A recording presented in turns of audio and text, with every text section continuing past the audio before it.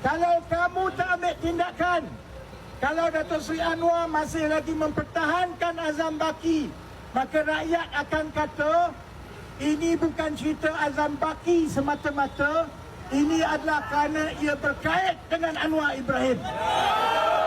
Jadi Datuk Seri Anwar, kami nyet kerana kami sayangkan negara. Walaupun kamu tak suka kepada kami masih lagi ada sedikit rasa ihsan kepada kamu.